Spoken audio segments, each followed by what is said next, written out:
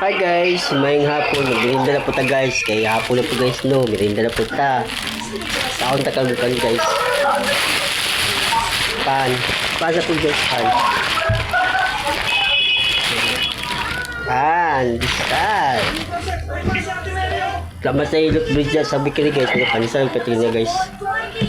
Okay niya po pala man, sis. Merinda na mo guys.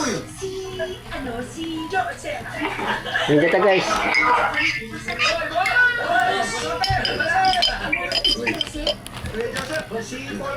Palaman sa po guys. Gusto po kayo, pinag-update na pala. Buti ko, hindi na kayo. Nag-retire na ako sa pagtatrabaho ko.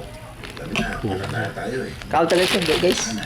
Nakapag-asawa ka na ba? Paano po magpapakasawa? Eh kahit syota, wala. Kaya ganyan, aabot din tayo dun. Di ba na Ano ang merinda guys? Ano pa di ko na merinda guys? Natulog ko kadali guys kay kapoy kay ganyan guys kay matag sayo ba?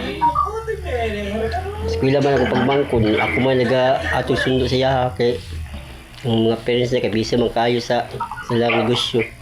Salamat po, sir. Kamusta po? Opo nga.